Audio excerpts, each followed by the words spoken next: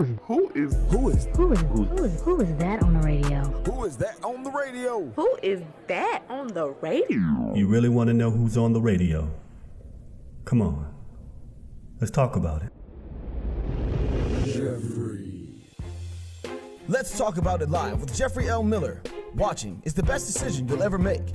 Thursday nights from 6 p.m. to 8 p.m. Eastern. You know what time it is. Call or text in live, 470-251-4647. Hashtag Let's Talk with Jeffrey. And come check us out on www.statusnetwork.net or download the Status Network app on your Apple or Google Play Store. Let's give them something to talk about. It's almost showtime, people. Let's tune in to see what Jeffrey has in store for us tonight. And here is your host, Jeffrey L. Miller. What is going on, Instinct? I said Instinct Radio. Man, did I take it back or what? What is going on? Manifest TV. What's going on, Status Network? What's going on, Facebook and Instagram family? It's time for Let's Talk About It Live with Jeffrey L. Miller. Every Thursday from 6 o'clock p.m. to 8 o'clock p.m. This is exactly how we do it. Now, y'all know it's been a crazy day if I took it all the way back to where I started at on radio. The traffic was crazy. It was cold 1 minute, sunny 1 minute, rainy the next minute. And it was just one of them typical Atlanta winter weather days. But in spite of all of that, my granddaughter loves me. My mama loves me. My kids love me. We're still above ground, so it's still an opportunity to get it right. And in spite of all of that, you know what time it is. It is time for you to close your mouth and listen. You ask me some questions, I give you some answers from a man's point of view. Now, I want you to understand that I got one reason for the habitually single woman and one reason for the habitually single man as to why you might be single. But before we get into that, here is my disclaimer. Now, see, what I'm going to talk about might not apply to you. And if it doesn't apply to you, I don't want you to put your foot up in this shoe. But if it does apply to you, I want you to put both feet in both shoes and walk around in them because you're about to learn something tonight. Ladies, you go first. All right, ladies, some of y'all are single simply because you are turned on by your trauma triggers. I need you to understand what I'm saying. I saw a meme going around talking about women liking Future and turning a guy like Russell Wilson down. And I ain't even gonna lie, for some women, that is the absolute truth. They're in love with their trauma triggers. Here's what I mean. A nice guy will walk up to you in a respectful manner and he will come at you just like a gentleman, expressing interest, explaining exactly what it is that he wants, what he's looking for, and hoping that you will partner with him. And you be like, hell no, he too nice. I need me a man that got a little thug in him. And you will turn that good dude away, only to go get that thug that you're looking for. And that thug is, hey, he is what he is. He's just that thug. Now, I don't mean thug with the negative connotation that some people on TV use. I'm talking about that brother that's just a little rough around the edges. You know, wears pants just a little bit low, wearing Timbs or polo boots, whatever the case is. But that's what he is. That's just how he is. That's how he operates. And that's what you go for because you want that thrill. You want that rush. Then when, you want some of that tenderness, all he got is thug. When you want some of that affection, all he got is that thug. When you want some understanding, he understands you, but he understands you like a thug understands. And then you get disenchanted, you get a little frustrated, and then you end up leaving that man alone. No, see, you're looking for a guy that can make your triggers resonate, because that's where you are. You're still in love with your triggers. I guarantee you this, ladies. Once you work on yourself and you get rid of those trigger traumas, and you clear that space for the right type of man, you'll recognize that when a good man walks up to you, well, that's difficult to get. But you're still on that thug love. And keep on. And that's why your ass is single. Yep, on Valentine's pre-day or day before Valentine's, whatever you want to call it, we still going to bring it to you. That's what we're doing today, right here on Let's Talk About It Live with Jeffrey L. Miller. The number's 470-251-4647. Fellas, don't think I'm letting y'all off the hook. Fellas, you are next. All right, fellas, some of you are single simply because you can't get out the damn friend zone. I'm going to break this down for you, fellas. See, a woman will put you in the friend zone because either she thinks you're too nice or you actually are too nice, or she thinks that you're low in confidence or you are lacking confidence, or she just thinks that, you're just not the man for her. One of those three reasons. But what I want you to understand, you keep accepting that mess. No, fellas. A woman puts you in the friend zone, hey, I got enough friends. I'm good. I ain't looking for no new friends. My friend list is full. You can follow me, though. But no, fellas, a woman wants to put you in the friend zone. You don't have to stay there. Bump that. You don't have to keep trying. You have to send her the good morning text, the good morning email. You have to do none of that stuff. She says, I just see you as a friend. Okay, cool. And then dip. Keep pushing to the next woman. Save your energy for that woman that recognizes that for the man that you are, you fit. Not the woman that habitually puts you in the friend zone. And don't accept the friend zone, because the friend zone is something that you actually have to accept. They can send you a friend request, but you can deny that you can deny the friend zone request. So, fellas, I want you to stop accepting that friend zone, thinking you're ever going to escape. Because once she puts you there, chances are you ain't getting out. But you cool with it. You got a whole lot of friends, but your ass is still single. I know it's Valentine's Day on tomorrow. I know it. I'm going to cut y'all some slack today. I ain't going to be too rough around the edges. I'm lying. I'm going to be rough around the edges today. 470-251-4647. Listen, we got a couple of traditions that we do every week on Let's Talk About It Live with Jeffery L. Miller. Close Your Mouth and Listen is one of them. And the other one is showing love to our HBCU marching bands. This week shall be no different. We're working with Stillman College this week. Now, Stillman College is one of the smaller HBCUs, but they got a pretty good marching band. Don't get it twisted. This clip is them playing Dirty Diana. Now, towards the end, the other marching band does something that's a bit disrespectful. They start playing while the other band is playing. Just from, decorum. You let the other band finish. But we're going to play this clip. We'll come back and talk about it. This is Dirty Diana, Stillman College. Go ahead and roll clip.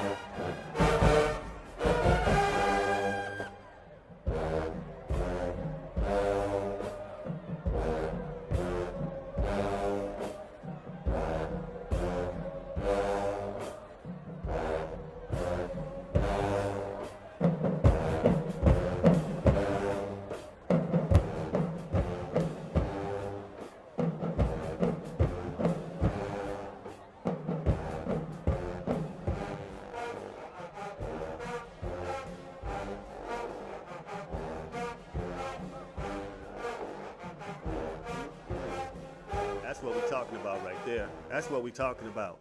HBCU love. That's Stillman College, Dirty Diana. I didn't want the other band to come in and cut them off, I thought that was disrespectful, so we just gonna cut it right there. Give them their props, Stillman College.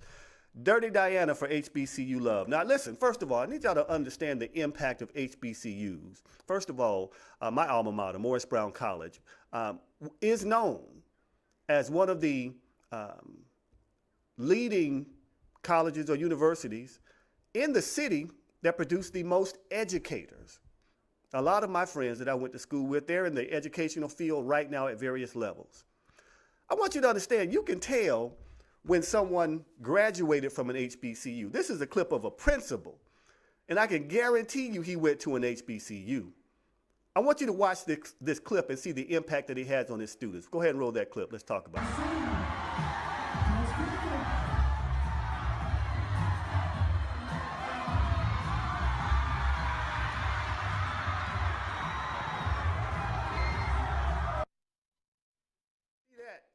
Did you see him break it down? Did you see? Now listen, clearly he's a member of Kappa Alpha Psi Fraternity Incorporated because he started doing that, the Kappa shimmy. You saw him do it. I think it's called a shimmy. No disrespect, to the men of Kappa Alpha Psi Fraternity Incorporated. No disrespect if I called it the wrong thing, but you saw the impact. Did you notice how the young men around him, though, how they got all excited, how they got, enthused like he was a star? I can guarantee you that he impacted at least 4 or 5 of them young men and inspired them to want to go to on to higher education. That's part of the impact of our HBCUs. Don't get it twisted. In nearly every category, in nearly every professional category, HBCUs lead as far as credentialed professionals in nearly every category. So when you see people say we don't need HBCUs anymore, you have my permission to tell them that, I almost cussed, but you got my permission to remind them that they weren't created for no reason. Also, we have to support them because once they go away, we don't get any new ones. All right? HBCUs, that stuff really, really matters. All right, so listen to me now. First of all, I want to get into something. I talked about this in the notes if you saw before we were starting the show. Women, y'all don't know how to apologize for nothing. I don't care. Valentine's Day tomorrow, I don't care. Look at my face. I don't care. Y'all don't know how to apologize for nothing. Gayle King, when she came back on and she was talking about the interview with Lisa Leslie, and she was talking about how appalled she was, she did not apologize for the line of questioning, the timing of it, or anything. Just for proof, we're going to play Gayle King in her own words, and then we're going to come back and talk about it. Go ahead and roll that clip. This is Gayle King. Here we go. I've been up reading the comments about the interview I did with Lisa Leslie about Kobe Bryant. And I know that if I had only seen the clip that you saw, I'd be extremely angry with me too. I am mortified, I'm embarrassed, and I am very angry. Unbeknownst to me, my network put up a clip from a very wide-ranging interview, totally taken out of context, and when you see it that way, it's very jarring. It's jarring to me. I didn't even know anything about it. I started getting calls. What the hell are you doing? Why did you say this? What is happening? I did not know what people are talking about. So I've been told, or I've been advised, to say nothing. Just let it go. People will drag you. People will troll you. It'll be over in a couple of days. But that's not good enough for me, because I really want people to understand what happened here and how I'm feeling about it. I reached out to Lisa because I know that she's a longtime friend of Kobe's, to talk about his legacy and their friendship. We had a really wide-ranging interview, talked about many things: his career, his passion, his sense of humor, the way he was mentoring other people, how he was starting his next chapter. It was wide-ranging. And yes, we talked about that court case, because that court case has also come up. And I wanted to get Lisa's take on it as a friend who knew him well, what she thought, where that should stand. And I thought it was very powerful when she looked me in the eye as a member of the media to say it's time for the media to leave it alone and to back off. During the course of the interview, I asked follow-up questions because I wanted to make sure that her position and perspective were very clear. And at the end, when she said it's time to leave it alone, as I said, I thought that was powerful. And I insisted that that part be in the interview, because I thought that it put a nice button on that part of the conversation. When the interview aired, we got a great reaction to it. I talked to Lisa last night. I believe that Lisa was okay with the interview. And I felt really good about the interview, really good about the interview. So for the network to take the most salacious part, when taken out of context and put it up online for people who didn't see the whole interview, is very upsetting to me, and that's something I'm going to have to deal with them. And there will be a very intense discussion about that. I also want to say this. I have been with Kobe Bryant on many social occasions. He was very kind and very warm to me, and I felt that we had a friendly relationship. I too am mourning his loss, just like everybody else. I still am shocked by it. It's tragic and untimely, and the last thing I would want to do is disparage him at this particular time. And I hope people understand that. And that's why I'm taking this time to speak to you directly. I've never done one of these before. I've never done one of these before, but this was so important to me that I felt I had to say something. I don't want to sit up on a set and read a prepared remark. I wanted you to hear exactly where I'm coming from and how I'm feeling, and to let everybody know that no disrespect intended. And now I've got to go to work. I thank you for listening. Yeah, okay, all right. And now listen, I want y'all to understand that we let that whole clip play. We let the whole thing play, the 2-something minutes of it play, so you could be very clear about what I'm about to say right now. She made a lot of really good points. She said she knew Kobe Bryant. She said no disrespect intended. Nowhere in there did she say something like this. Could I have waited for that line of questioning? Could I have reworded the lines of questioning? When I pressed further by making a comment like, well, Lisa, you wouldn't know because you're his friend. He wouldn't show you something like that. Could I have exercised better judgment? I could have, and for that, I apologize. She did not do that. No apology at all. Not one. A lot of really nice flowery words, a lot of explanations, a lot of deflection. It was the studio. The studio did this. They aired the most salacious parts. Listen, I watched the whole interview, and I will concede it was a pretty good doggone interview. From a journalistic standpoint, it hit all the key points. All the key points, got it all. Timing was poor. Her question, her bringing it up and questioning, hey, I really don't have a problem with the question being brought up. The timing of it was horrible. What was most damning to me was the follow-up. But Lisa, you wouldn't know, taking the position of authority, as in, we're good with that, as in she is the one who says, okay, I know, I'm the expert. Lisa, you would not know. But Gayle King knows. And that's some bull. That is some bull. Now, Snoop Dogg came out and he went in on her. He called her the B word. Now, do we have that clip or are we good on that? Okay, no worries. Actually, go ahead and pull that. I'll talk through it. No worries. Now, I'm talking to my producer. What I don't want to do is I don't want to air nothing that's going to get me in trouble because last week TMZ sent me a cease and desist order like, hey, don't be playing our video, So, all right, there we go. We good now. So now Snoop Dogg went in and Uncle Snoop had some choice words in his description of Gayle King. Now, I do not agree with what he said. The meaning, I 100% understand, and I agree with. It was just terrible timing. It was in poor taste.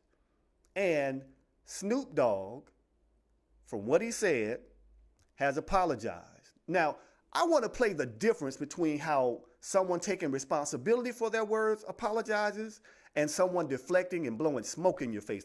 Don't even apologize, how they try to misdirect and mislead you. Go ahead and roll this clip. Let's talk about it. Live and direct with a message. Two wrongs don't make no right. When you're wrong, you gotta fix it. So with that being said, Gayle King, I publicly tore you down by coming at you in a derogatory manner based off of emotions, me being angry at questions that you asked. overreacted. I should have handled it way different than that. I was raised way better than that.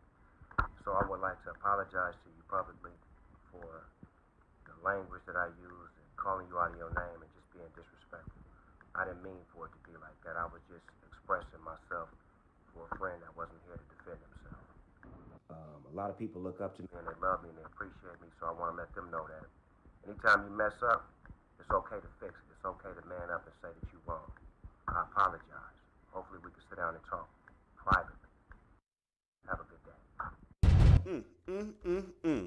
I want you to understand that it was very clear. He was very direct. Hey, Gayle King, this is what I did wrong. Juxtapose that, excuse me, against what Gayle King said. You know what? I'm appalled at what the network did. I would be upset too. I'm getting all these calls. What did you do? Like you didn't know what you did. Like you were, not a party to the actual interview. I call BS on that, and here's why I call BS. You cool with your boy Charlie Rose. And I want you to understand, I'm a fan of Charlie Rose. I was really surprised when his name came up as someone who was sexually assaulting people, someone that had charges or accusations levied against him. I was surprised when he resigned. Charlie Rose, first of all, he old as hell. And second of all, I'm not going to make light of that situation. I apologize, folks. I'm not trying to make light of anybody who had an encounter with Charlie Rose that was unfavorable, that where he forced himself. I mean, what I'm trying to do. I'm driving to a point here. Gayle, you went to his defense. And basically, Gayle, you don't know what happened. You don't know what Charlie Rose did, but you went to his defense. You don't know what Kobe Bryant did, but you attacked. You attacked with a follow-up question, in my opinion, that was in poor taste, and it came from a position of authority. It came from a position of authority. Now, in an interview, if you'll watch most of the interviews that are conducted professionally, the person conducting the interview usually refrains from making commentary. They'll ask questions. They may have a follow-up questions, but the goal is to get you talking and then direct the conversation. Gayle King said, Lisa, but you wouldn't know. He was your friend. You wouldn't know. But Gayle King knows, because I'm Gayle King. I call BS on that. Now, ladies, I love y'all. I want all my friends, that happen to be women to understand I love y'all. Some of y'all was wrong as hell. Y'all jumped all on Snoop Dogg's back, just down Snoop Dogg's throat. Kobe Bryant is a rapist. He did. No. Talk what you know. Do a little bit of research. Just a little bit of research about that case. The DA basically said this. You know what? They're putting all types of pressure on me. The defense, they're outmaneuvering me. They are just really outflanking me. They're messing me up. That's what the prosecutor was saying. Now, if you're that inept, why go on TV and make yourself look like a fool? Just stay quiet about it so nobody knows. But the DA made all types of excuses as to why Kobe's defense team was so good. Kobe Bryant himself said that it was, from his perspective, a consensual act. The young lady said it wasn't. Kobe said, okay, I can understand why she would think that. He did not say it was non-consensual. He never said that. It never went to trial. So he was accused. It's a big difference. He was accused, but it never went to trial. So ladies, please don't get it twisted. I understand that walking to school, you face the threat of sexual assault. At a club, you face the threat of sexual assault. Just minding your own business at work, you face the threat of sexual harassment or assault. I'm not trying to make light of that. What I am saying is that not everybody who's accused is guilty. Not everybody who's accused is guilty. As a matter of fact, not everyone who goes to court and is found not guilty, not even then are they guilty of rape. What happens though, don't get it twisted now, there's some powerful machines out there, some powerful machinations out there that if you get accused, whether you're innocent or not, whether you are found not guilty or not, whether there is all types of evidence that exonerates you, some people will still see you as a rapist. And that's just their lens. Not trying to fight that or dispute that. All I'm saying is, ladies, sometimes you got to take your desire to be right out of the equation and just do some basic damn research. Okay, that's enough about that. Valentine's Day is tomorrow. I didn't forget. I just want y'all to understand, Gayle King is not the victim here. Gayle King is not the victim. Vanessa Bryant? Yeah. That's enough about that. All right, now listen. There's this young lady that kind of took this situation and all types of situations that people in our community face, and she broke it down in a way that's very, very, very eloquent. And when she went through it and she started talking about it, the passion in her voice started to come out. And it's just amazing to hear our women speak on issues that they're passionate about, especially when they articulate it in a way that just exudes confidence, education, and insight. It's absolutely amazing. So this sister absolutely breaks down part of what we have to deal with in our community. I want to play this clip and come back and talk about it. Let's go. I'm not going to say who's to blame, but I do think that we're trying to make a very uncomfortable conversation complicated. And I think we're doing that because clearly there is a lot of emotion and a lot of hurt involved. In order to really have a conversation about why this has been such a big story, if we have to talk about what was happening in 2003 when Kobe was first accused of rape. There were two different Americas. We had white households whose parents were telling their white daughters to beware of Kobe's in the wake of O.J. Simpson. We had black households who were telling their kids about the story of Emmett Till, the 14-year-old black boy who was killed in Mississippi for allegedly whistling at a white woman in 1955, and we later learned that that wasn't the truth. So when we have these two very different conversations happening, we see this Kobe Bryant situation very differently. We have some people who see a black man who got away with raping a white woman.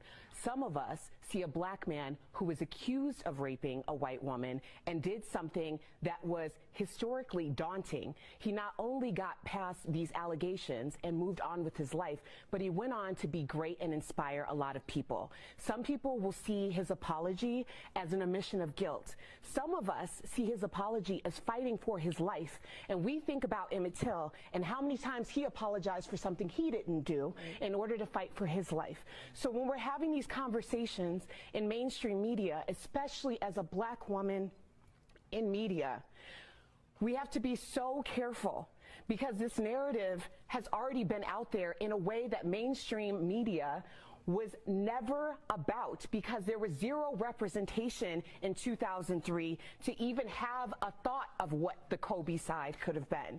And now we're here and we're having these conversations, and we can't have these conversations with even a hint of not having a historical context in them, because it is just that painful. And that's the reason why no one wants to hear from any black woman, black man in mainstream media that isn't speaking love and peace and honor on Kobe Bryant's name less than 2 weeks after his death. And that's the reason why there's so much backlash. And until we have that conversation, we're not having a conversation at all, because we have to decide if we want to have a comfortable conversation or a complex conversation. Did you hear what she said?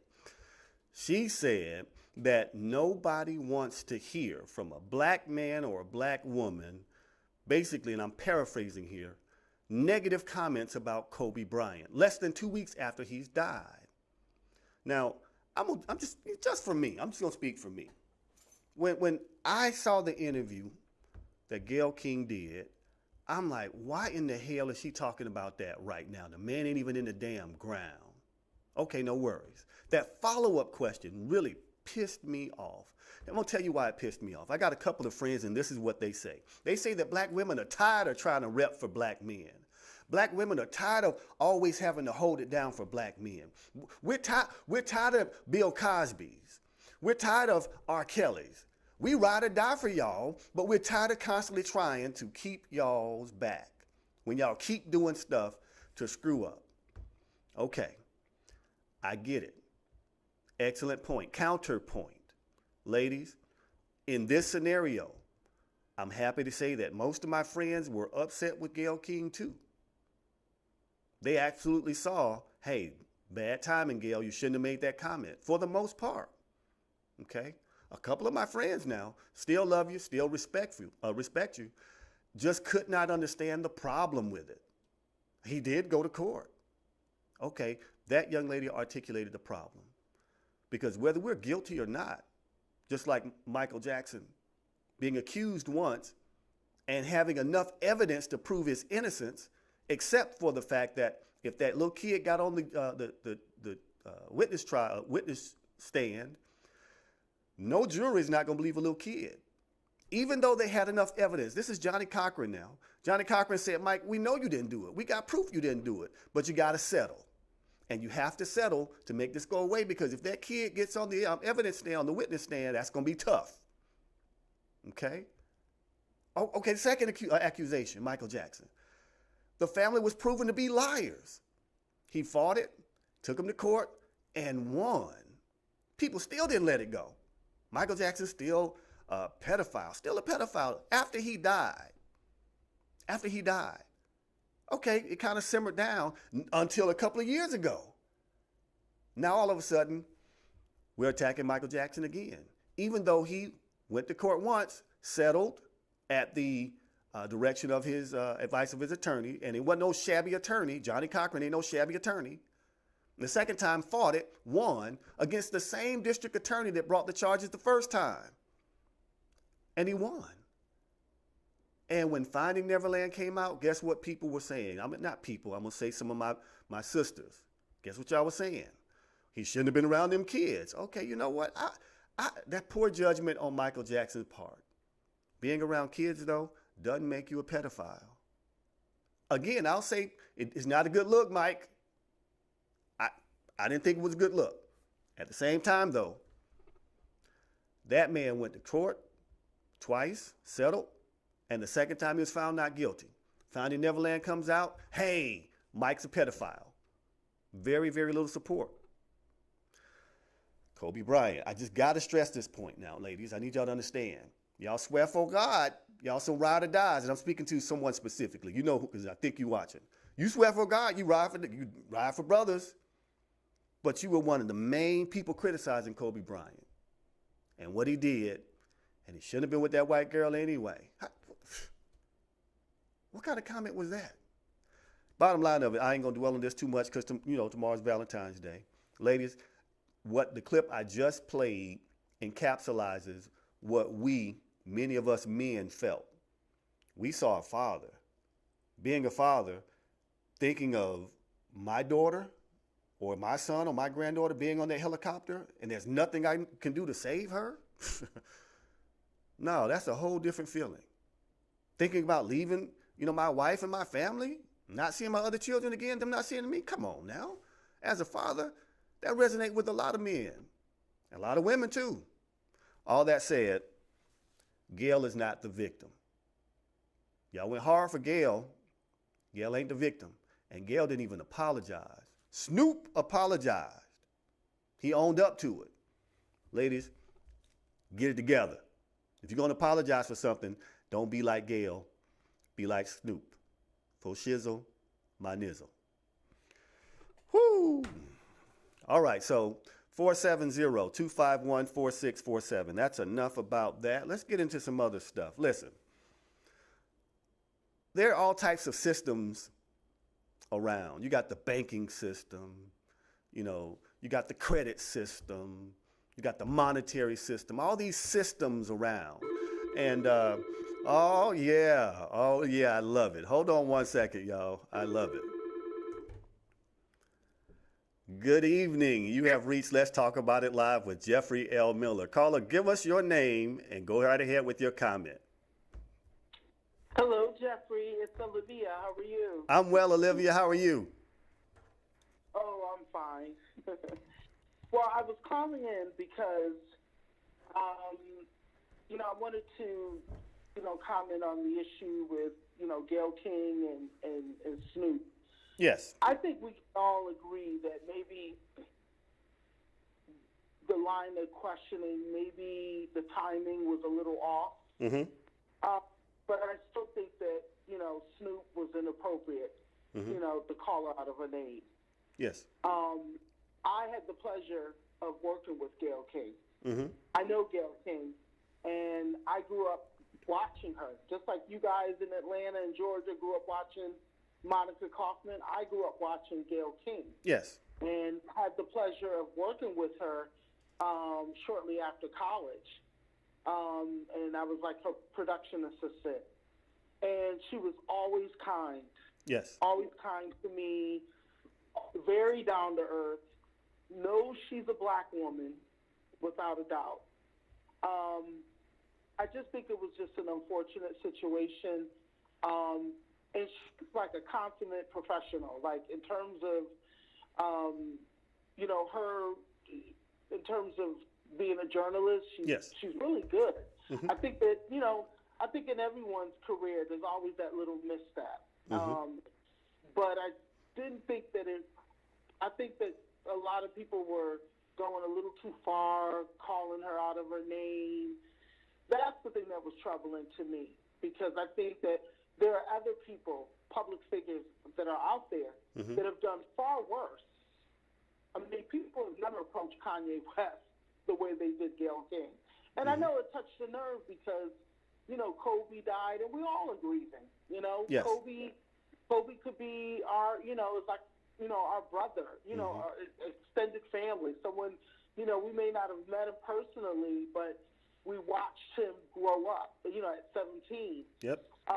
And it did touch a nerve, but I think that, calling her out of her name, I just thought that was just a bit much. And so I just wanted to, call in to let your viewers know that Gayle King is a really, really nice person, really down to earth.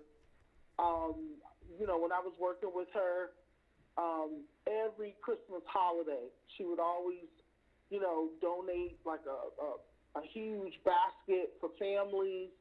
This is when she was the anchor. And there was other things that she did for the community. I never forget, she purchased a ticket. Maya Angelou came to Hartford. Right. And it was like a fundraiser for the YMCA. Mm-hmm. And I was a production assistant and wasn't making any money. And I was planning to go, though. I was going to plan to purchase a ticket. She said, "You know what? I'm going to buy your ticket." And she bought my ticket. I sat at the table with all the powerful women in Connecticut, and it was such a great experience. She brought me backstage to meet Maya. So, but anyway, I don't want to keep going on, but I wanted to call in to let you know that Gayle King is probably one of the coolest people that you will ever meet. And she has a son that's like probably, I think, William should be about like maybe in his early 30s. Okay. And she has a daughter. So, yeah, those issues are very important to her. Mm-hmm. I think she just wanted to ask the question, and unfortunately, it came out the wrong way. No, I won't disagree with that, and thank you for calling in, Olivia. I have a question for you, though, as a follow-up. When it comes to Gayle King and the way that she's handled herself post Lisa Leslie interview, mm-hmm. do you think, how do you feel about her actually coming out and making a clear apology? Because from my perspective, she has yet to do so. How do you feel that would make an impact if she were to do something like that? Then it would, she is a journalist. So, she had every right to ask the question. Mm-hmm. Maybe the other question, the timing was probably a little off, Mm-hmm.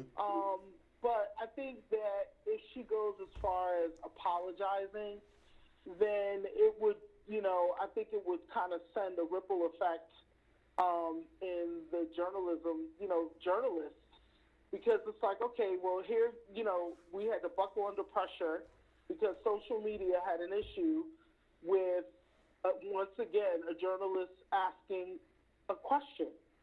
But that happens all the time. Journalists go back and they apologize all the time. I just think that if she apologizes, mm-hmm. and I'm sure she probably, knowing Gayle, I'm sure she probably somehow reached out to Vanessa, and probably, just in case if she's, reading the comments or whatever, that she didn't mean any harm. Lisa was okay with the interview, apparently, based on what Gail had mentioned on the news, that, because the segment had already run. Right. And so Lisa was okay with it. And like I said, I'm sure she probably, she may have reached out to Vanessa, but I don't think she needs to go as far as doing a public apology, because then that gives power to social media. So every time a journalist asks a question, then it goes, oh, well, because social media didn't like it, depending on their celebrity, they're going to have an issue with it. So, no, I don't think she necessarily needs to do a public apology. But I just think that, we just need to be careful of how we, this vitriol, like, it was like a bar fight, like dragging her. I mean, it was just ridiculous. And I think that was unnecessary. We can voice our opinion. Everyone is entitled to their opinion. But to go as far as calling her out of her name, I mean, this is someone's mother. Understood. You know what I mean? Yeah, absolutely. And I understand Vanessa. Absolutely. I'm sorry? No, I was agreeing with you. Absolutely. I get it. Yeah. Okay. So, all right then. Olivia, thank you so much for calling in. Take it easy. Yep, take care. Bye-bye. All right. 470-251-4647. Olivia, love you to death. We go back like that. I'm still working on that book. All right. Now, I will concede the point that she made, calling her out of her name. That was too much. I've always said that. That apology, Olivia says that she thinks it would send the wrong message to journalists. Okay, that's an excellent point. Counterpoint. Gail got on live stream and made all types of comments and conversation about what happened, what really happened. This is what really was going on. I didn't want to wait to do this on air. I wanted to do this speaking to you personally. She opened that door herself. She was told to be quiet. It'll blow over. She chose not to. I believe that Gail should have apologized, and I still think she should apologize, not for the question, but for the timing of it. Okay, she wasn't the only journalist that put their foot out there like that. She was one of two, at least. There was a comedian that made a comment. All three of them got blowback. It just wasn't isolated to Gail. Gail's just the only one who's black. That's why we're talking about her. I'm talking directly to sisters right now. Love you to death, sisters. But Gail is just not the victim. Being called out of her name, yeah, that shouldn't have happened. Gail is not the victim. Vanessa Bryant is the victim.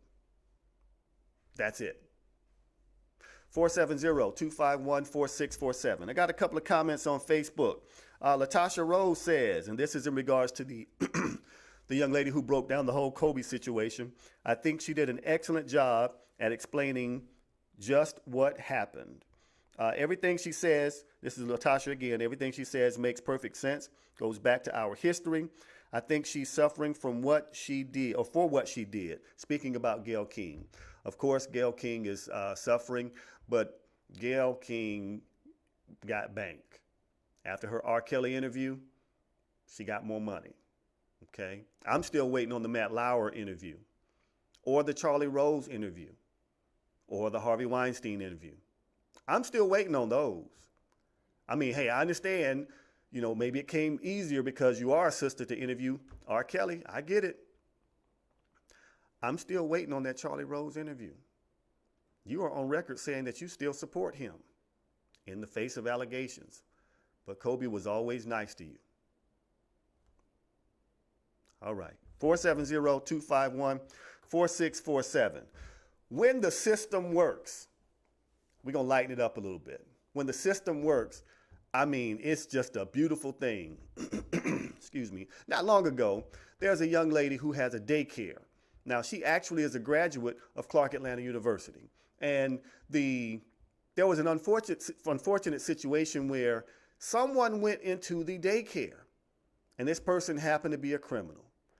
So the local news team decided to stop by and ask some questions.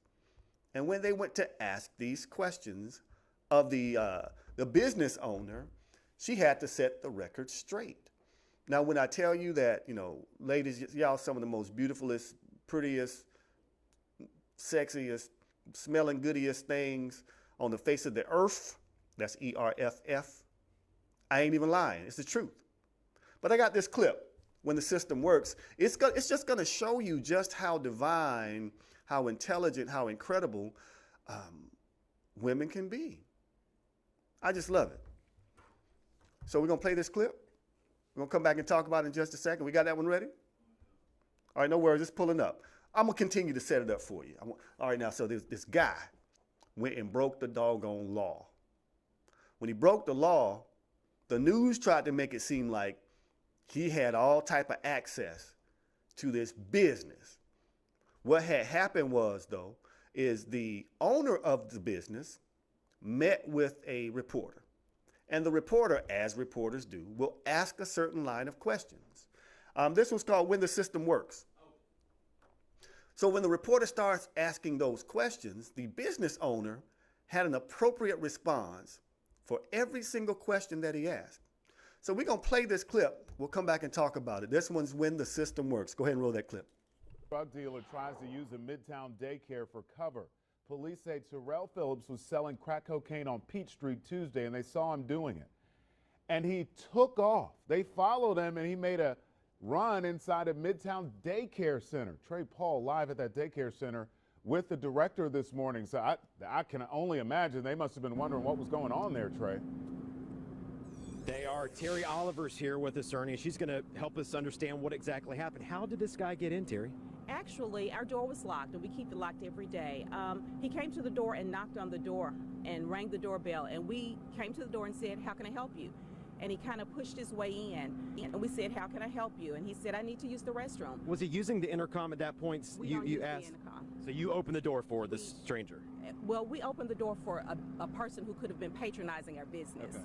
Because if we're servicing 82 students, we don't know every parent, every grandparent, every mother, every father. So we opened the door and said, "How may I help you?" It is a viable business, and so most businesses open doors and ask questions. How can I help you? Who made the call to let this guy in that they've never seen before? Actually, this person who came to our center could potentially be a client. And so since we are a business, when a potential client, or all of our customers are strangers until we know them, we open the door and say, "How may I help you?" Because to you, it's a stranger. To us, it's a potential client. And the cameraman's a stranger today. So if he came to our door, our first question would be, "How can I help you?" Because it's a business. Does the intercom work? I mean, do you have the ability to say, "How can I help you?" from the outside, and then question and screen the person before you actually let them in? Absolutely. We do have that option. However, when someone comes to our door, we find it a little bit more welcoming to peek, just barely open the door and say, "How can I help you?" And that's what we did on yesterday. And then he pushed his way into our center, and our staff perfectly executed our plan and said, "You can't come in, you can't use our restroom." Not a child was injured, not a teacher was injured. Our staff was perfect in the execution of our safety plan, and I'm very proud of that. Let me ask you this. Will things change now? Will you screen the person from the inside and use that intercom now versus letting them in? Will you be a little more apprehensive about letting someone actually come in the door? This is a viable business, I'll say again, and so we'll welcome customers into our center. We'll execute our safety plan just like we did on yesterday, and we'll continue to say, "How may I help you?" And our prayer is that it will be an exchange like it has been for the last 21 years. We try our best, just like any school, kind of like Sandy Hook's. I think we actually did better than that because he was actually able to get into that building and harm children. And our staff, once again, perfectly executed our safety plan. Perfectly. This is a business. And so we welcome customers, and every customer is a stranger until we get to know them. Absolutely. So we'll review our system, but I actually think our system worked perfectly. Not a child was injured, not a parent was injured, not a teacher was injured, no one was injured. And we've been here 21 years, and I stand firm on the fact that we executed our safety plan perfectly. Would it have been perfect if you'd said, "How can I help you?" from the inside versus opening the door and just choosing the intercom only? and extending to them and being welcoming that way versus opening the door? I think that could have possibly been another news story, or something with the Better Business Bureau. We're coming into your business or asking to come into your business and to see your business and say, hi, how can I help you? We want to know about your business, and we're talking to them through a door. I'm not sure if that's best business practice, but what I do know is best business practice is to have a safety plan in place. We had it in place. To execute a safety plan, it was executed. To keep all of the children safe in our building, they were. To make sure that no adult was injured and no adult or child was. So business is business. This is a viable business for the last 21 years, and every child was safe. Last question for you. What do you say to the parents who say, this just isn't good enough? I would prefer to have talked to the person through the door, through the intercom, versus opening the door. Well, like I said again, that's something that we can consider. We have a very viable parent organization, a PTA. And so I'm expecting those parents to come in and have dialogue with me on how we can make sure that something like this doesn't happen again, that a person gets into our building. But I'm sure that they're pleased, and I know they are because I spoke with every one of them myself, that no child was injured, no adult was injured, that nothing happened to any person that we're responsible to care for. We cared for them. We executed their plan. I can't say that enough about how proud I am. And I'm interested to have dialogue in our city about what will our mayor do about, or whoever, about having a sting operation so close to a child care center, because they were chasing him. So close to a school. And so those are the types of things I'd love to see our city not only have dialogue with child care centers about, but about with our city in general. How are we going to address crime in our city? Because it's not a daycare issue. It's really a crime in our city issue. We executed our plan and executed it well. Man, boy, I tell you what, somebody got served. Somebody got served in that video. I mean, he kept coming, and she kept hitting him. And then when she threw, actually, no one was injured. No one actually got all the way in the school, not like they did in Sandy Hook. She threw that in like, bow, like they did in Sandy Hook, bow. And then, at the end, with style and grace, she said, actually, I want to know why the city would be having a sting operation so close to a child care center. This isn't a daycare issue. This is a crime in our city issue. What is the mayor going to do? Boy, did she put it down or what? Now, you notice that the journalist or the reporter kept on asking that line of question. Asked the same question 3 different ways. And each time she kept hitting them with, this is a business. We greet our customers with a smile. We think it's more personable to open the door and ask, how may I help you? I love it. I absolutely love it. 470-251-4647. I need y'all to understand now, I got some rules for Valentine's Day we're going to talk about today. I got 2 rules for the women, 2 rules for the men. For Valentine's Day, we're going to talk about that. I saw this video, first of all, though. Something about y'all ladies, sometimes, ladies, it just start when y'all little girls. Y'all just got this little attitude sometimes.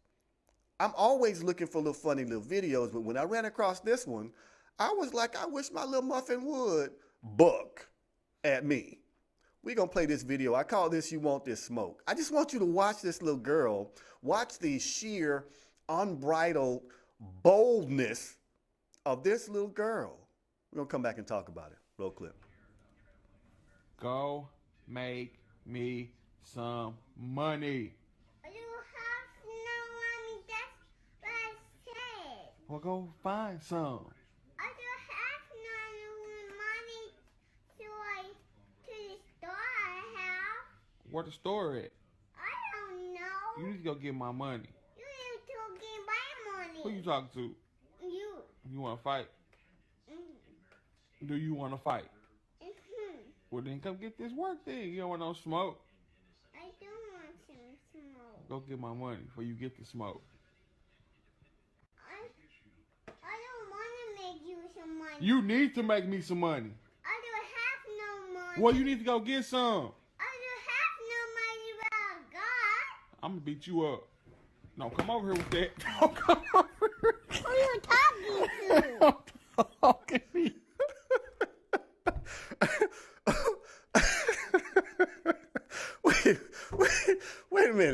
hold on a second. Wait a minute. Hold on a second. Hold on. First of all, I mean, she got up and she threw the little toy down, first of all. Second of all, the way she got up, like, who you talking? What, you want this smoke? And then she started coming over, like, who you talking to? Where she learned that at? I'm trying to figure out where she learned. She learned that from her mama. Y'all know she did. Y'all know it. She learned that from her mama. Ladies, I'm telling y'all. It's just in y'all sometimes. Y'all don't take no stuff. Hey, man. I'm just saying, Lil Muffin, you do not want to go there with me. I promise you. It ain't going to end well for you. I promise you. It's going to be a whole different conversation. First of all, it ain't going to be recorded. That's the first thing. Second thing, though, it's going to be clear who in charge real fast. Love you, though, Lil Muffin. All right, so here we go. Listen. Valentine's Day is right around the corner. Now, fellas, I need y'all to understand something. I'm going to need you to be current on your child support for Valentine's Day. Mamas, if he ain't all the way current and he making efforts, you know, he's making payments now. Don't get it twisted. He's making payments. And there's some reasonable payments. I ain't talking about $25, but he owe you $250 every week. That ain't what I'm talking about. I'm talking about him making reasonable payments. Don't be acting all crazy and stuff. Because it might be a child support fight. Now, I found this video of a couple fighting over child support. And it absolutely blows me away sometimes when I see how people fight over child support. First of all, just pay it. Just pay the child support. It don't make a difference what she does with that child support as long as she's using it to take care of the child, take care of the household. Don't be a helicopter dad. Say, I gave you $250. What you spending it on? If the child is well taken care of and well fed, she spent it on the child, on the household. If she got other children by other men, okay, and they all got to eat, they all got to eat. It just is what it is. This is just my opinion. So I found this child support fight. It's so aggravating to me. We're going to play this clip. We're going to come back and talk about it. Go ahead and roll that clip. Baby mama versus deadbeat daddy. There you go, Mama. Get him. Ready. Fight! The baby needs shoes. Stop. You're supposed to pay daycare this month. Excuses! You missed your son's birthday. Excuses! Supervised visit. Ow! Wait, you can't do that. Court. Oh, you bitch! Court. Oh, you bitch! DNA test! Finish her! We'll find out. We're going to find out right now. In the case of 4-year-old Braden, Lante, you are not. Deadbeat Daddy wins.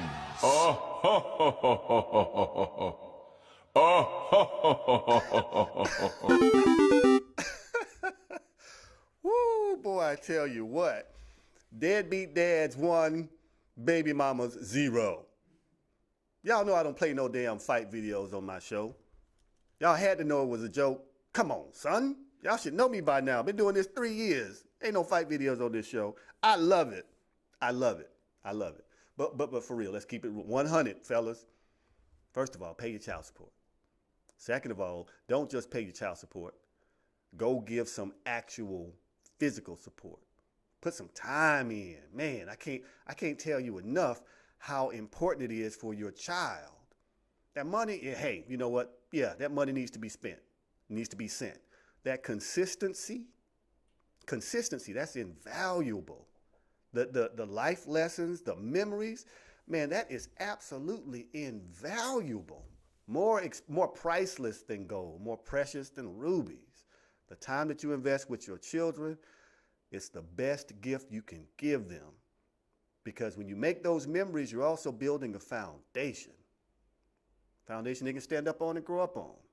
Never goes away. I love it. 470-251-4647. Let's get into it. We've rolled around to the second hour. I want to talk to you guys about some love things. Some love things. Now, first of all, I got 2 rules for Valentine's Day for the women and 2 rules for Valentine's Day for the men.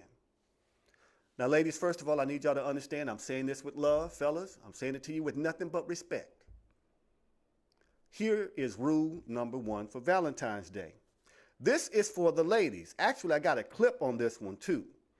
This one is called "The Cookie Ain't a Damn Gift." Ladies, if you gonna get your man a gift, the cookie ain't a gift. I need you to understand. You can take the cookie and put it in the refrigerator and then warm it up in the microwave. It still ain't a damn gift. Okay? We get the cookie. We should get the cookie pretty regularly. So we're gonna play this clip and talk about rule number 1, how the cookie ain't a gift. Go ahead and roll the clip. Hey, happy Valentine. Oh, thank you. Oh, you shouldn't have done this. Oh, maybe I didn't. Look in the fucking bag first. Oh my God, how did you know this is what I wanted? Because you said, Clint, this is what I want. Shut up. I'm ready to see what your gift is coming later. Well, I gotta go to work later. Well, along with this, you're gonna be getting this bomb-ass pussy. What's wrong?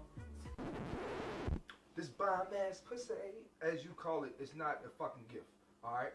It's a requirement. That's what I'm supposed to get. It's your duty as my woman to give me the bomb-ass pussy every fucking night. And you gonna tell me this is what I get for Valentine's Day? Let me ask you a serious question. How many other ways are you gonna dress your pussy up to make it special on Valentine's Day? What, you gonna put a bow around it and have me take the bow off and be like, babe, come on, don't unwrap the gift, because guess what? The bomb's about to go off. I don't want that shit. Or what else you gonna do? Maybe you gonna shave your pubes and make it look like a heart and an arrow or Cupid or some shit like that? No, I don't want that. You mean to tell me that I wasted my fucking time and my fucking money and I went to the store and got you something that was thoughtful, kind, sweet, caring, loving, and generous, and you mean to tell me only thing I can do when I walk in here is get some regular ass pussy on Valentine's Day? Are you out of your fucking mind?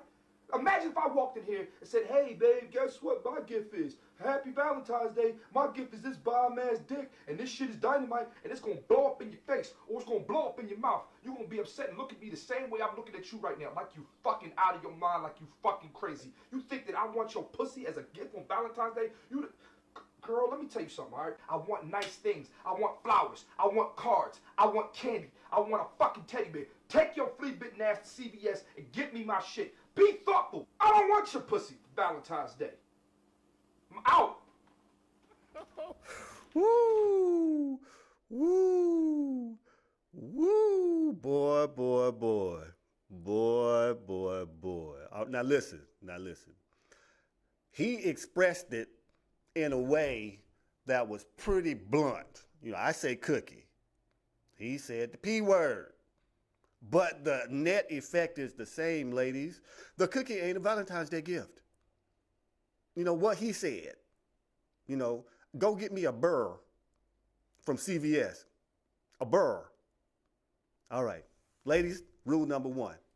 The cookie is not a Valentine's Day gift. Fellas, this one's for you. Rule number 1 for the fellas. If you ain't got no money and you gonna cook, put some effort into it. I mean, go online, find a menu, practice that menu, make it happen. But if you're gonna put the effort into it, fellas, I'm gonna need you to go all the way out with it. I got a clip for this now. Fellas, put the effort. If you just gonna cook now, money a little tight, you can't take her out. You gonna make her a special meal? I get it. But make sure you put some effort in it. So we're gonna roll this clip about the effort. Fellas, you got to put the effort in the cooking. Go ahead, roll clip.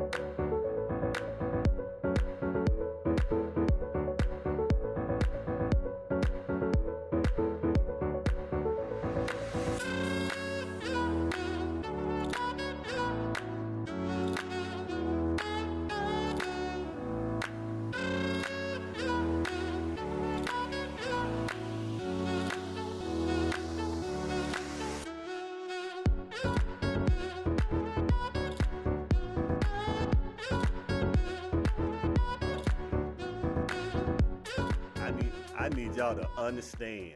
I need y'all to understand what I'm telling you. I need you to understand what I'm telling you. You know, fellas, if you're going to do something and all you got is ramen, you better do something with it. You better make something happen. It's Valentine's Day. You better put some effort into it, fellas. Even if it's ramen, put some effort into it. Get jiggy with it. Ain't no excuses. No excuses. Valentine's Day. 470-251-4647.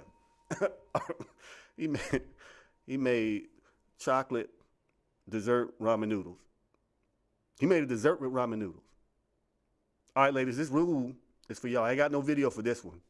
If I make you a chocolate ramen noodle dessert, your ass better eat it. You better recognize that I went somewhere and found out how to make some damn ramen chocolate dessert morsels, or some damn ramen noodle brownies, or some damn ramen noodle tacos. You better recognize all this effort, looking at what I did for you with disdain, disgust, and disappointment. Y'all say the alliteration? Y'all like that alliteration? No, you better show me some love and give me some cookie. I ain't playing. I put forward all that effort. Show me some appreciation. All right, now if you were expecting to get engaged, and I led you to believe you about to get engaged, and I give you a promise ring, oh yeah, you're supposed to be upset. I get that. That ain't what I'm talking about. If I say we're going out to eat and I take you to get a 4 for 4, oh yeah, you're supposed to be upset about that. That ain't what I'm talking about. But if I actually get creative on that ass with that ramen noodle, like that, like he did, oh, I'm gonna need some cookie, soft batch, Oreo, pecan sandy even, but I'm gonna need some cookie. Yes, it is. All right, I love it, fellas. This one's for you now. Rule number 2 for Valentine's Day, fellas. It's Valentine's Day with all seriousness now, all sincerity. I don't care if you have been the consummate gentleman 364 days of the year. I don't care if you do everything you're supposed to do. I don't care if the bills is paid and the mortgage is paid. I don't care gas in the car. You take the trash out. You do everything that a man's supposed to do. I don't care about none of that stuff. You better do something for Valentine's Day.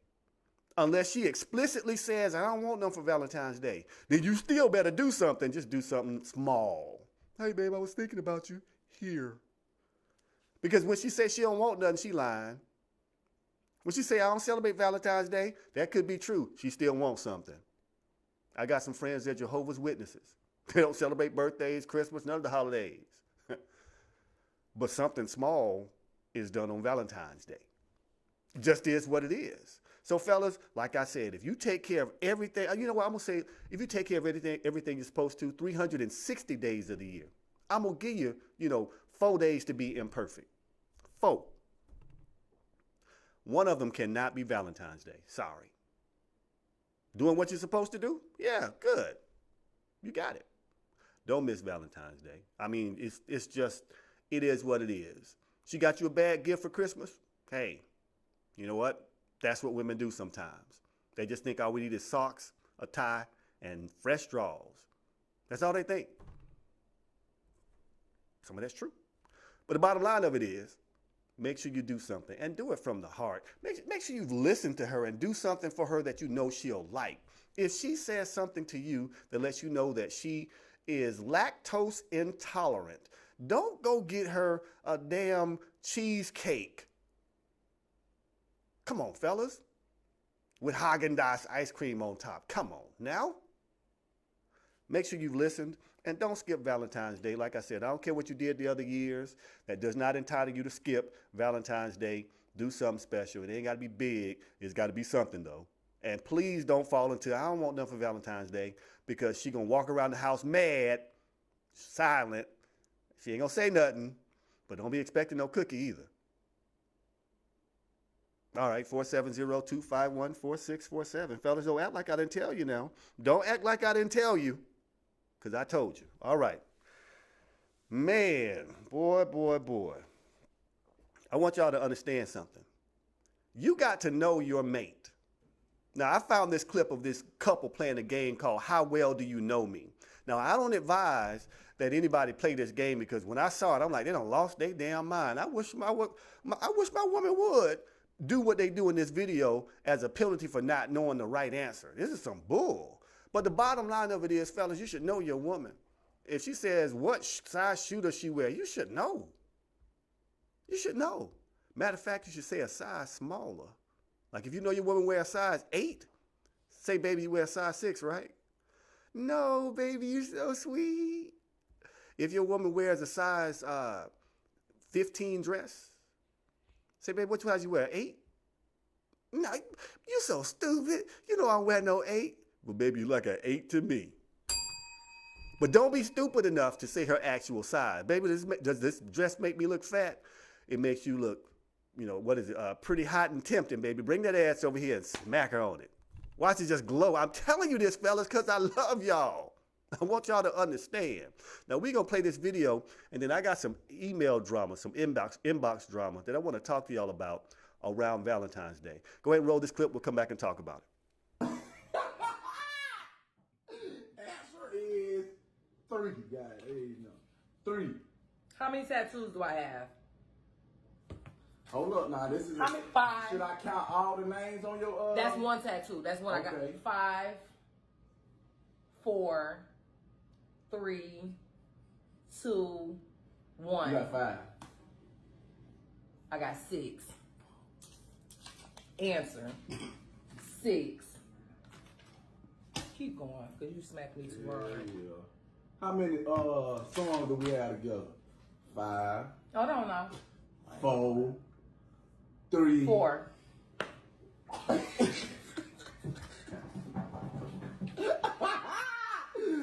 And wrong. 5. We got 5 songs together. What is my biggest insecurity on my body? 5, 4, 3, 2, 1.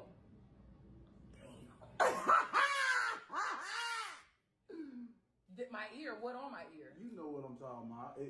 It's already over with. What is my go-to choice of cognac?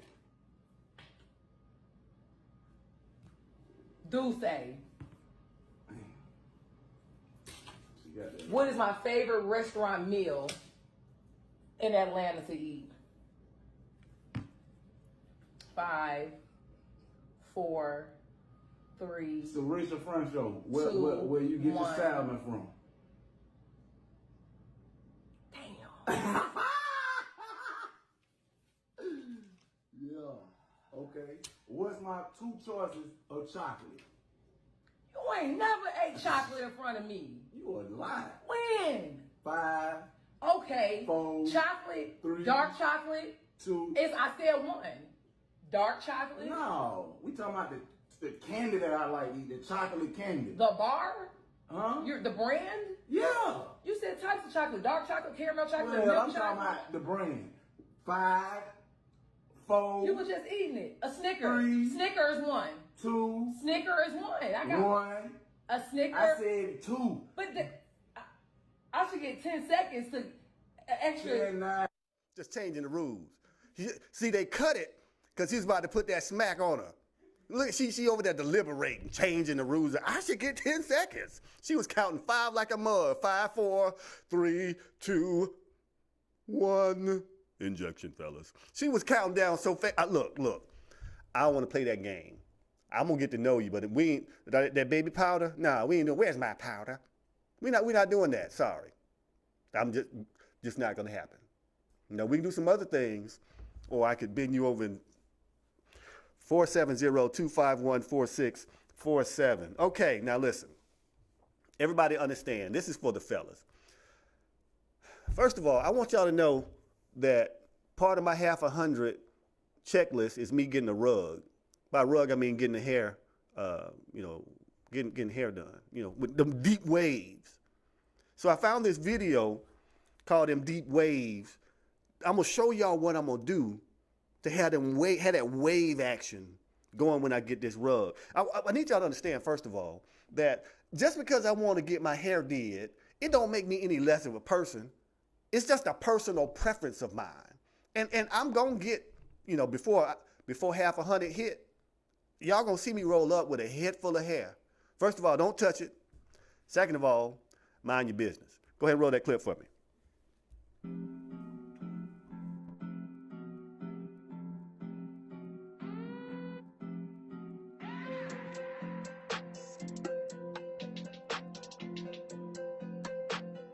Rhythmic on the beat.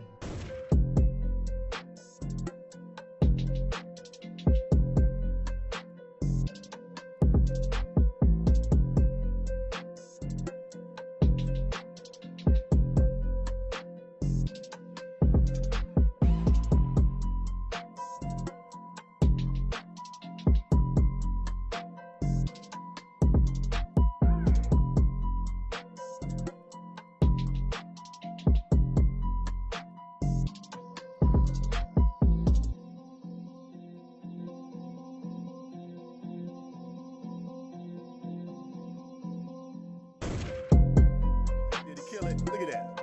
That's going to be me. I'm practicing right now. Y'all see them waves? So you got to have that hand action when you do it. See, look at that hand action. See how you rub it?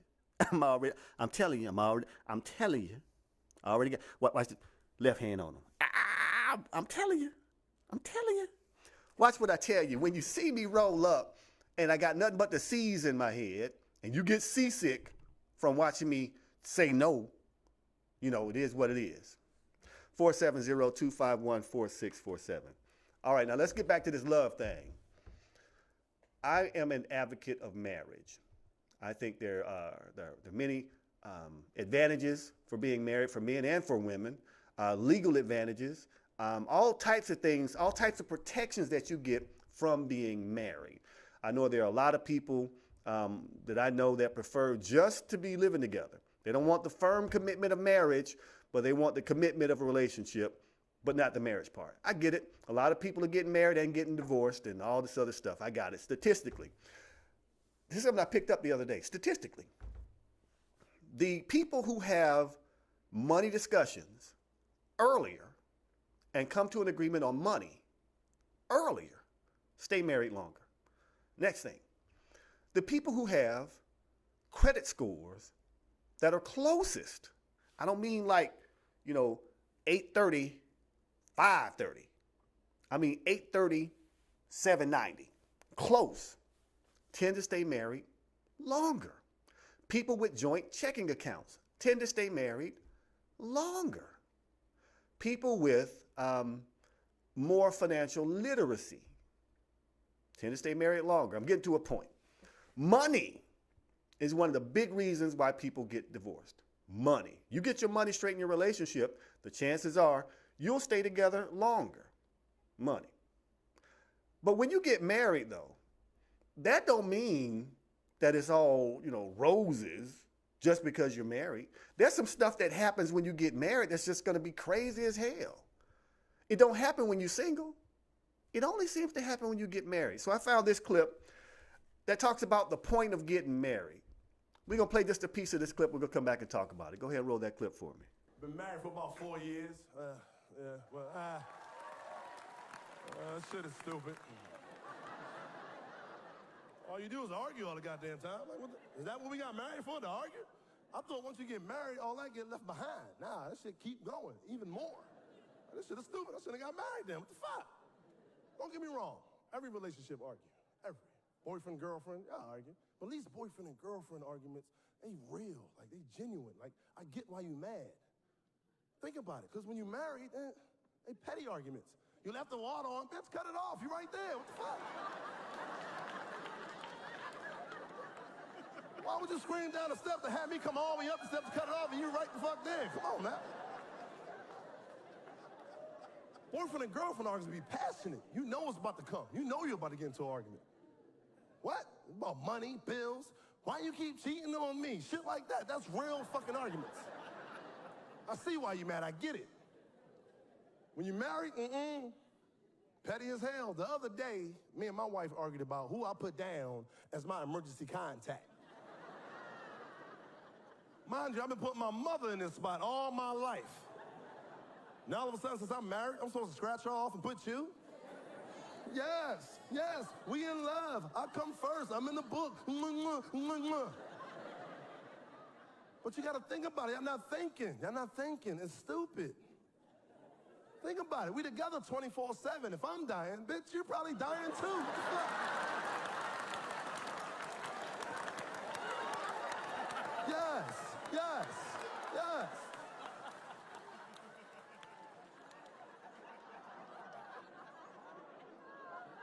Now it's two bodies on the side of the road with two cell phones going off because we put each other the fuck down as an emergency contact. Shit is stupid.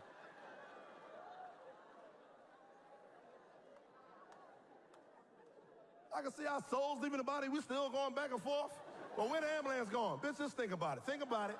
We both dead. They can't get in touch with no fucking body. Goddamn. Told you, let me put my mother. Shit. I can see us now, man, going to heaven or whatever. Still going back and forth. She looking at me, come on, let's go this way. I ain't gotta listen to you no more. I heard what the preacher said, till death do us part.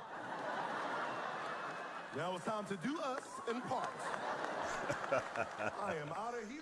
Boy, I tell you what. Hey, he made some solid points, though. You know, hey, my mama has been my emergency contact for a long time. And we are together 24/7. So if something happens to us, who gonna get the call if we together? Makes perfect sense. See, ladies, y'all think y'all smart, but see, we be thinking. We be thinking about stuff y'all don't think about. Y'all just want to be first. You just want to be the only one. Okay. Now can't nobody find us because your phone right next to me ringing. That was hilarious. All right, listen. I got some Valentine's Day email drama. Client reached out to me and said, hey, this is what's going on. A couple of weeks ago, we broke up. When we broke up, we separated. We went our separate ways. She moved out, took all her stuff, hadn't been here, hadn't been talking to her. Last week, she reached out to me, asked me what's going on, just being cordial, everything's cool. This week, she reached out to me, hey, I didn't hear from you yesterday. Okay, we not together. You ain't supposed to hear from me. She's like, well, I don't understand. I'm just making sure you're okay. I'm good. So today, client gets a phone call. Went a little something like this. So, I didn't hear from you again today. Where are you taking me for Valentine's Day tomorrow? I need you to understand the breakup did not occur because of my client. It occurred because of the person who's not my client. And the person over here caused the breakup. They wanted the separation. They wanted to leave. They wanted to move on and do all this other stuff. Them. Now it's Valentine's Day. And them sheets done got cold. Now I need you to take me out for Valentine's Day. So, I was asked, what should they do? So I'm just going to keep it real with y'all. Now, I asked for permission to talk about this on the air. Of course, I didn't mention anybody's name or anything like that. But when you ask me as your coach what I think you should do, you're asking me for my advice. It's not unsolicited. You are asking for my advice. This was my response. Be very, very clear that I have no plans for you on Valentine's Day. In fact, I already have other plans on Valentine's Day. And be prepared for the blowback. What you mean you already got plans? We only been separated now about a month. You already got somebody like that? Yep, I do. Why you got to be so mean and hurtful? I'm not being hurtful or mean. I'm just being truthful with you. Be truthful. The answer is no. I have no plans for you on Valentine's Day. Not one. I wasn't going to call. I wasn't going to text. We are not together. If you are serious about the breakup. If you are serious, if they asked for it, they asked for the separation, they also asked for nothing on Valentine's Day. I'm just giving it to you the only way I know how. Just straightforward, no BS. You break up, you are the breakupper, not the breakupee. You don't get to call back and say, where you taking me on Valentine's Day? So my advice was, you already got plans, right?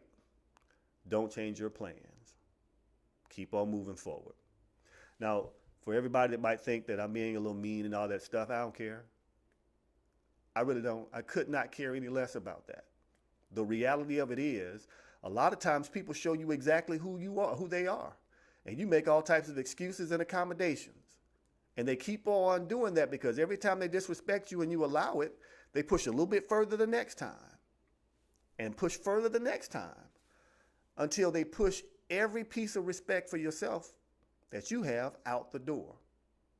Then you wonder, what happened to me? You start to make compromises. Now, hey, if it was amicable and all this other stuff, that's different. This wasn't an amicable split. This was a rage split. This was a volcanic reaction type of split. So now that the volcano is gone and you're living in paradise, stay in paradise. If now you got peace again, keep your peace. But I do not recommend that you change any of your plans for Valentine's Day. And I also recommend that you just make it as plain as you can. I have no plans for you on Valentine's Day. I already have plans. They are not changing. That's it. All right? Now listen. I need you to understand something. Sometimes we do things because we think we are in control. I can change him or I can change her. They might have been this way with this person, but they ain't gonna be that way with me. Oh, you ain't never had none of this cookie, so once you get this cookie, you gonna change. Or I'm gonna drop that wood on her and get everything I want. All these excuses. When all you have to do really is just look at someone's pattern, look at their behavior, look at how they talk to you or how they treat you. Look at how they treat other people. Look at their track record. Do they have a string of broken relationships? And I don't mean relationships that end. Every relationship's going to end ultimately. But I mean broken relationships. They hate every one of their ex-boyfriends or girlfriends. Every one of their ex-wives or husbands hates them. Look at the pattern. Look at the pattern.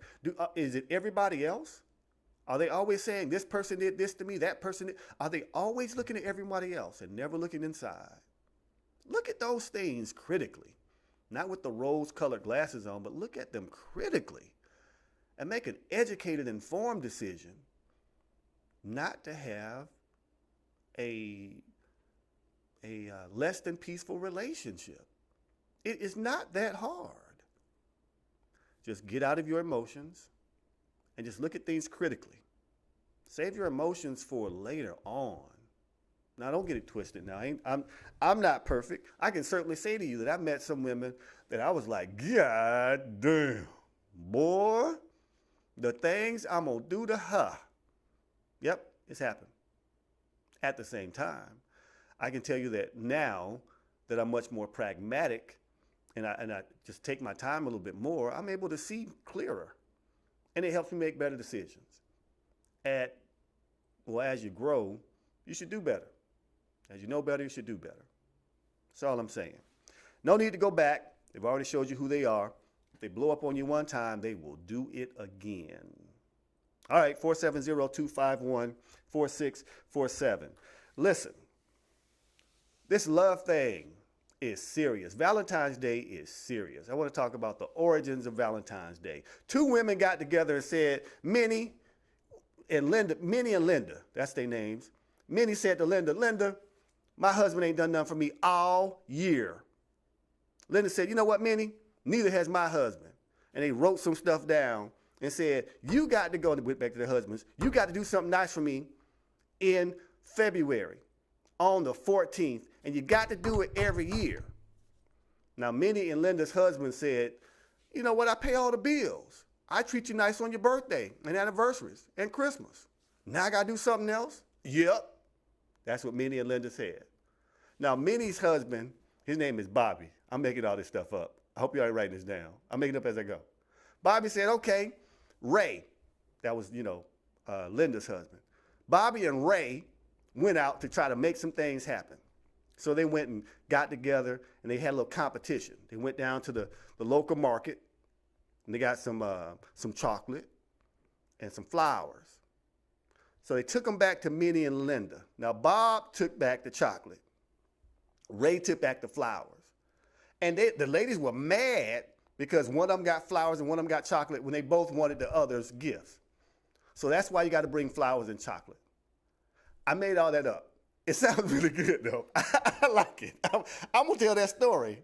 You know what? I'm going to write that down. I'm going to publish it. I'm going to tell that story every year. That's how Valentine's Day got started. Linda and Minnie, Bobby and Ray. That's how this whole thing started. That's why you see chocolates. Now, the teddy bear came in because Bobby saw a bear when he was walking home. 470-251-4647. All right, now listen, there's this song that just came out now. This song is some classic R&B. Classic R&B. I don't know who this dude is. I don't know where he comes from, but we can't have Ish. Now, when you think about classic R&B, you think about people like Teddy Pendergrass, Luther Vandross, Freddie Jackson. And this dude right here is just trying to come all through and make his own little R&B category. You think about Usher. I forgot about Usher. So I want y'all to understand, this dude, he got a couple of little hits. But when you hear the lyrics, how well thought out they are, you'll understand why I say we can't have Ish. Go ahead, roll that clip. Here we go. Bring that fat ass over here. I want to get it in my mouth. I want to get it in my mouth. Oh, I want to suck on your fat ass mouth. Gotta suck on that ass, baby. I gotta suck on that ass, yo. I'm talking, yo, I'm gonna spread the ass apart, get my tongue in your ass, eating on your ass, so yo, I'm eating on you, eating on you, eating on your ass. I'm eating on your motherfucking ass. I wanna see you, baby, give me your ass, yo, the whole ass. I'm gonna eat it with my tongue and mouth, yo, you gotta do it. Work that ass for daddy. Yeah, gotta work that ass for daddy.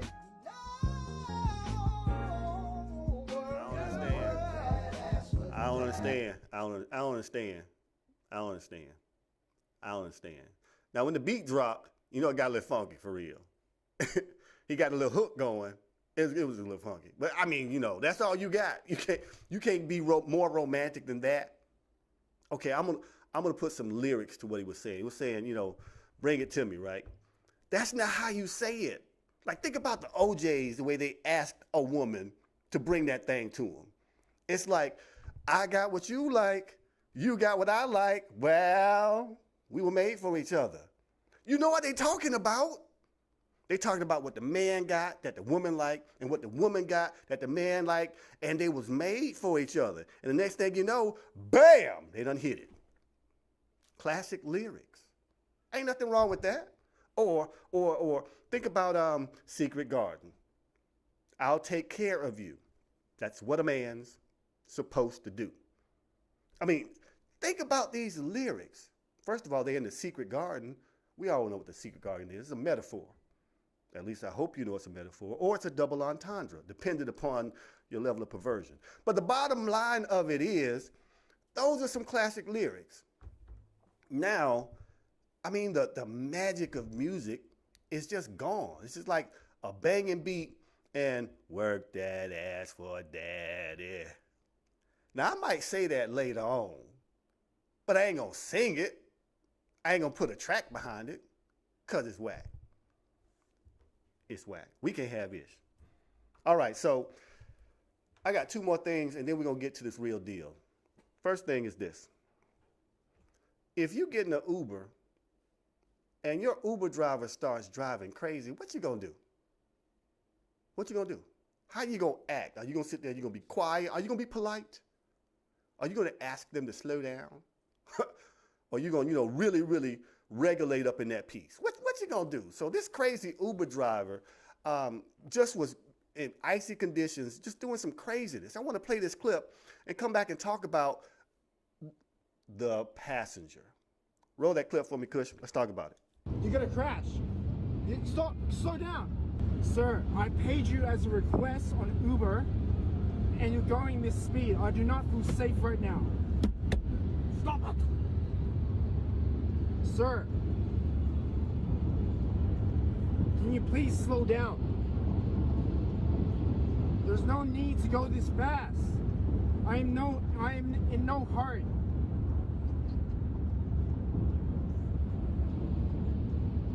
It is foggy as I can't even see in front of me. I'm recording this as my own safety. Can you please slow down? Sir, pull over right now. Sir, stop. We're in the middle of nowhere. Stop talking. Excuse me? Stop talking. Wait, you're gonna crash. Stop, slow down.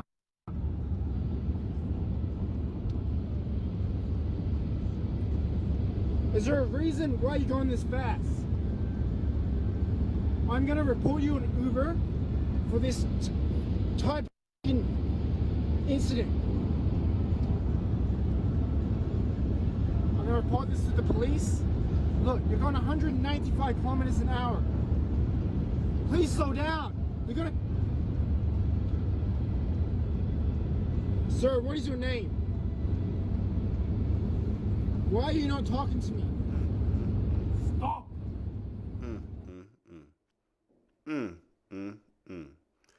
What is your name? I am not in a hurry. I hailed you as an Uber. It's dangerous. And he's still sitting in the back seat. Now, first of all, the conditions of the road didn't look too good. But recording it, hey, I get it. You want to make sure that you've documented all this stuff. Sitting back there quietly, oh no. And the driver just saying, stop that. It's not going to happen. Sorry, first of all, tactically, you have the advantage because you're in the back seat. You know what I'm going to do? Somebody about to get choked. My hand right around their throat. Look, mother, you better slow this. You better slow down. You better slow down.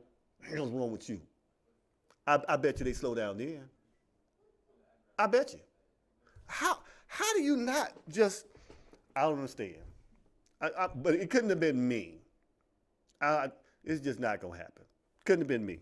Now, I didn't watch the whole video because I started to get kind of, a little unsettled at the thought of an Uber driver speeding like that. And first of all, when you speed, if you're a driver, there's an alert that goes off on the app. So Uber knows that you're speeding. Second thing, I just can't imagine being so polite about it. I mean, the driver was like, stop that. And the dude just kept on, what? No, you got to take control of that situation, player. Got to take control of that situation. All right, now look, getting back to this Valentine's Day thing. Valentine's Day. Fellas, like I said earlier, I don't care what you've done 360 days of the year so far, or last year, or how many years you've been married, or whatever. I don't care how good you've been treating her, how many bills you done paid. I don't care about none of that stuff. Tomorrow, make sure you show up and show out. No excuse. Yeah, hey, you know what? You're right. Fellas, you're right. Everything seems to be geared towards the woman. You're right. You're right. Now that you know you're right, go ahead and make sure you do something. Because not doing something is not acceptable. It just isn't. I'm sorry. Sometimes the world's not fair. But if you plan on having a good 2020, don't miss Valentine's Day. So I got this one clip called True Love. What true love is all about. I'm going to set this clip up. The young man and the young lady have been dating for a while, but the young lady is going to be completely transparent and completely vulnerable with this man that she's dating. And when she does what she does to show how serious she is about this young man, and I want you to watch his reaction, because when you get down to it, you know, the superficial part, how we look and things like that, that's subject to change at any moment. So you got to have some substance there, something that makes you more than just a pretty face or a handsome face. So we're going to roll this clip. We're going to come back and talk about it. This is what every woman deserves to feel, this type of love. Roll clip. So I'm the first crush seeing you like Yes. special. Very. He's scared to take my That lashes doesn't off. hurt? No. Ow.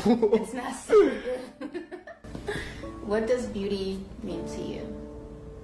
Beauty to me, I feel like with me, I know like, I feel like with everybody, like whether you know what I'm saying, you're a top model, whether you are a burn victim, like ranging, you know what I mean?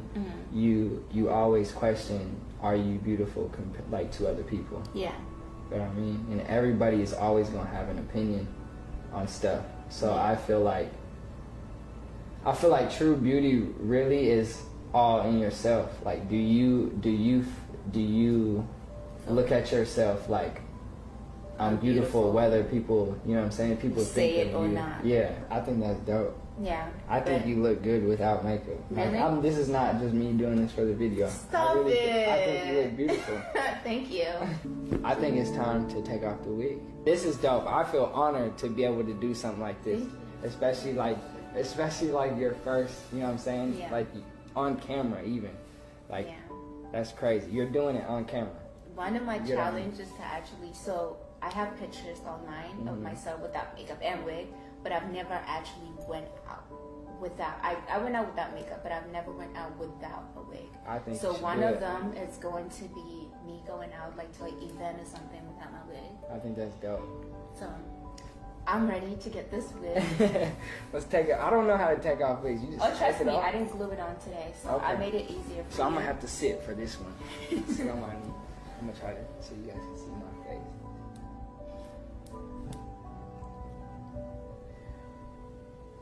Oh, that's dope. I have to give you a hug.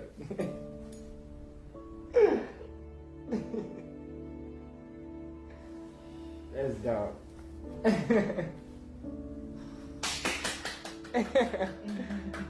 She's gonna make me cry. I'm not gonna cry. I'm trying not to cry. That's crazy. Like it. You're beautiful. That's dope.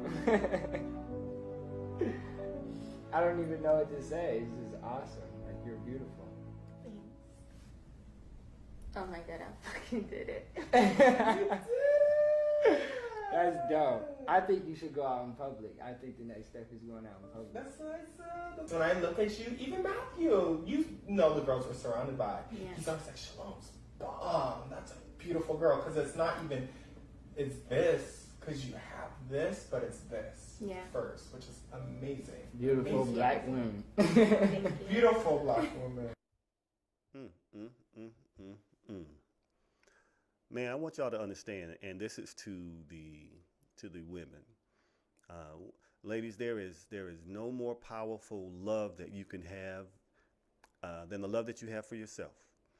Because when you have that deep-seated appreciation for who you are as an individual, as a person, and as a woman, when you appreciate all those levels, all your wins and losses, all of your ups and downs, ebbs and flows, when you appreciate all of that stuff and accept it in its fullness and recognize that it was all necessary to make you who you are, then you reach that extra level of love.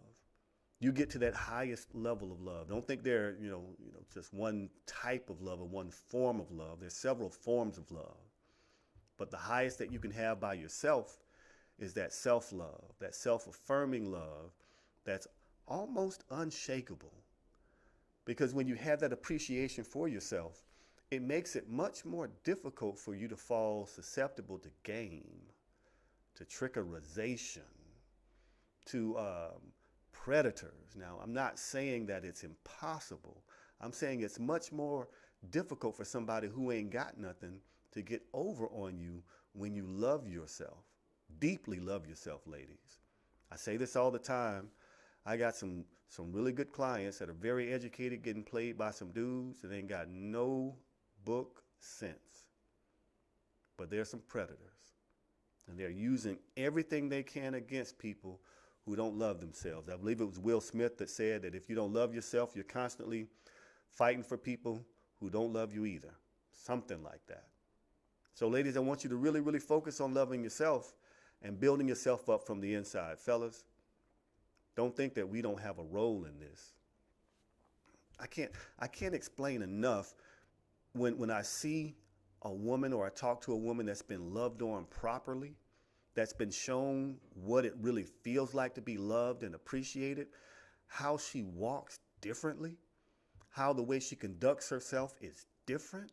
Now, I don't mean it in a sexist way. I'm not saying that the love of a man is necessary or so necessary that a woman can't do without it. I'm not saying that. I am saying that there's a certain level of balance that a man can give to a woman, either by being a good father or by being a good mate.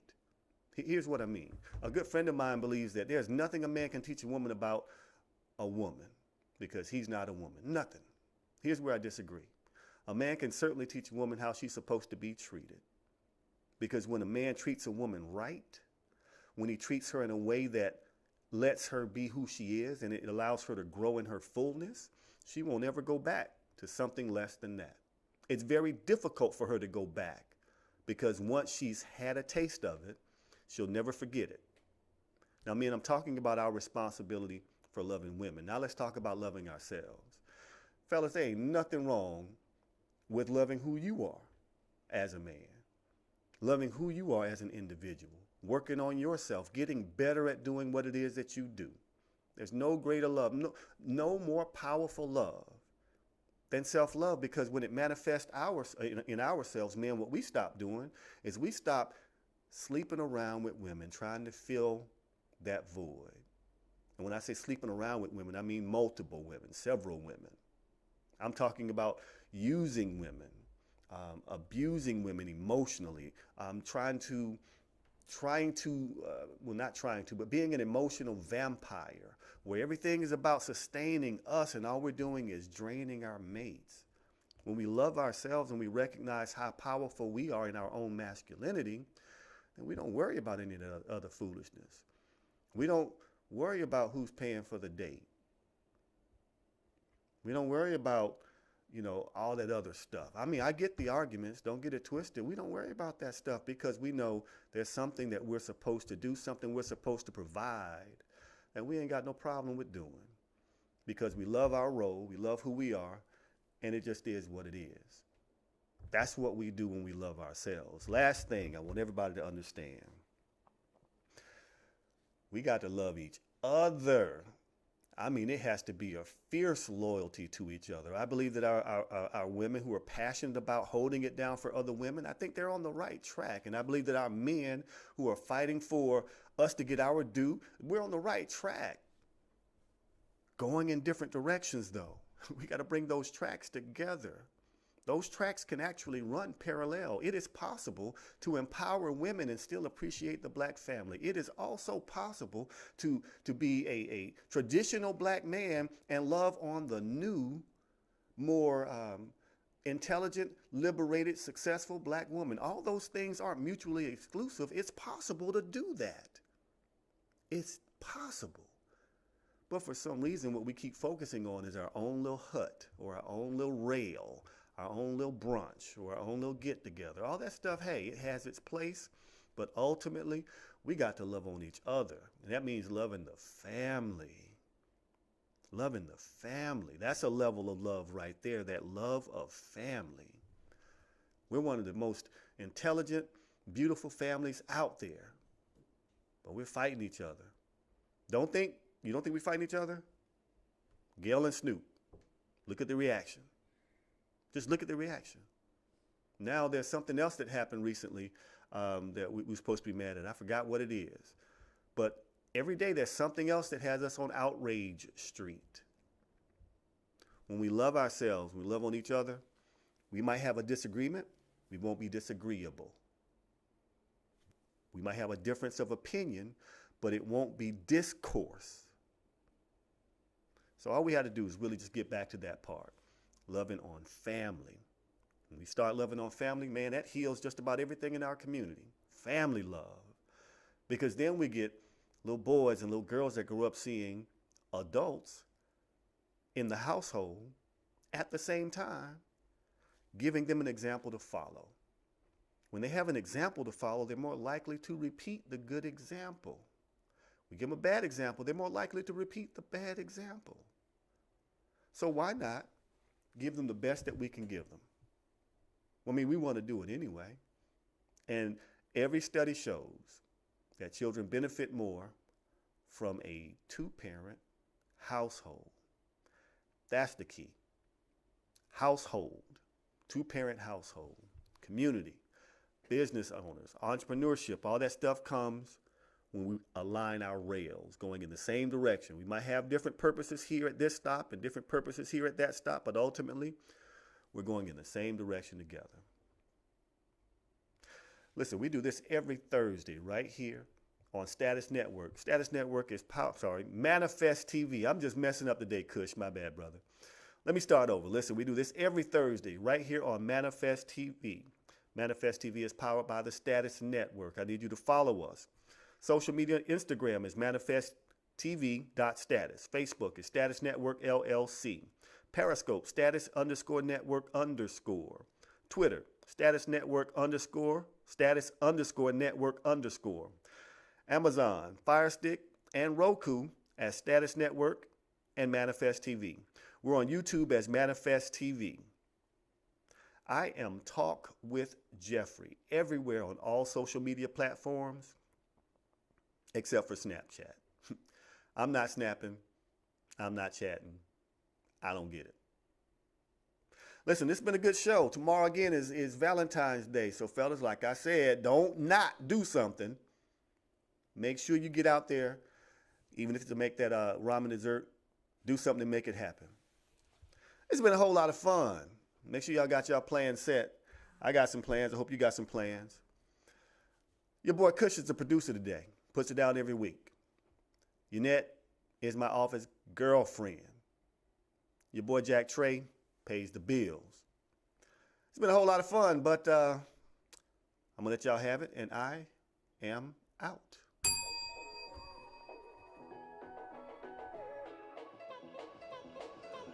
So now, you know. Now that you know about Jeffery, and let's talk about it live, come be a part of our family. You know we had to give y'all homework, right? Keep up with the show. Follow us on all of our social media platforms. That's Facebook and Instagram. Would you like to listen to the show on the go? Make sure you download the Status Network app on your Google or Apple Play Store. Want to talk to Jeffery? Dial 470-251-4647. We thank you for listening. And make sure you're back here every Thursday from 6 p.m. to 8 p.m. on Let's Talk About It Live with Jeffrey L. Miller. Status Network.